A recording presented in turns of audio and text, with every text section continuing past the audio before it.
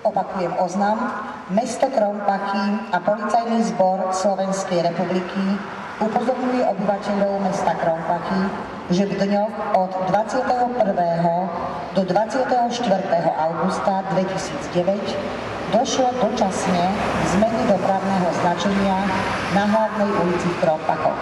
Doposiaľ sme nedostali žiadne oznámenie ani od fyzickej, ani právnickej osoby o plánovanom uskutočnenom zhromaždení.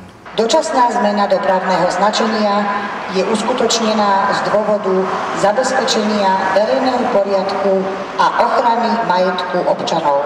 Máme si poťaky kamery a sa tešíme, že čo to tu bude. Tešíte sa? A čo si myslíte o tom? Je dôvod, aby také zhromaždenie tu zvolával pán Kotleba? No, ja si myslím, že kto skúsil žiť s nimi, s cigánmi, tak určite mu dá za pravdu, bohužiaľ. Čo by malo robiť podľa vás štát, aby sa ten problém vyriešil? Ja viem, že to nie je možné okamžite, ale musíte mať nejaký názor na to. No, či dá sa vyriešiť, ja som hovoril, že kto by to vyriešil a v najkratšom čase, ten by si zaslúžil Nobelovú cenu. Treba upozorniť na problém, pretože sa neriešil roky. Máte zo zajtrajšku strach?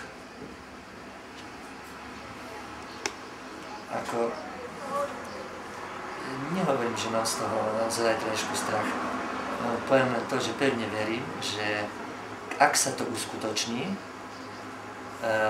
prebehne pokojne, poukáže sa na problematiku, ktorá tu je a že výsledkom aj tohto pokojného zhromaždenia budú opatrenia príslušných orgánov a príslušných inštitúcií k tomu, aby sa tento problém riešil. Vy sem chodíte často. Tí ľudia majú strach z toho? Boja sa? Čo hovoria? Čo hovoria tí ľudia? No, že sa boja, že či sa im niečo nestane. Že ich zbijú a tak. Vážne? No. A žijú tu všetci, alebo odišli nejakí?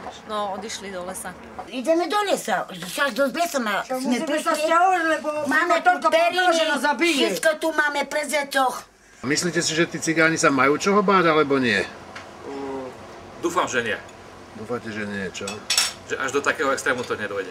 Kto mi zabezpečí život za deti? Keď sa im dá čo stane, kto bude zodpovedná? Primátorka naša. Chcem sa vás pýtať, a tí Rómovia, máte nejaké informácie, že by sa pripravovali na ten zajtrajšok, alebo odsťahovali niektorí rodiny preč? Majú obavy z toho? Určite sa nepripravujú v tom zmysle, že by chceli vyvolať nejaký konflikt, to určite nie. Skôr by som povedal, že majú strach. Dali rodiny preč niektorí, ženy, deti, neviete? Dopočuli sme sa, že áno. Osobne niektorí to aj boli.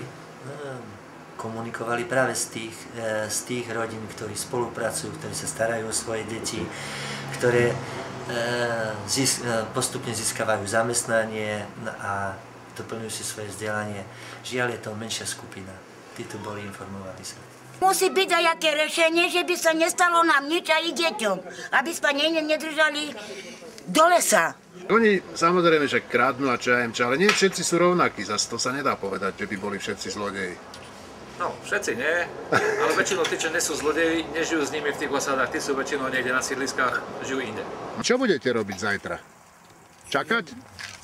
A kde pôjdeme, kde sa máme obrátiť, na koho sa máme obrátiť, na koho? No, tak na políciu. Však polícia, oni chodia strašia. Ako vás strašia? Prečo vás? Hovoria, aby sme išli všetci dávali pozor. Keď máme do rodiny, keď je aj do lesa. To vám policajti povedali? Ktorý, štátny či mestský? To je štátny i mestský. Policajti vám hovoria, že máte odísť. Opakujem oznam, mesto Krompachy a Policajný zbor Slovenskej republiky upozorňuje obyvateľov mesta Krompachy, že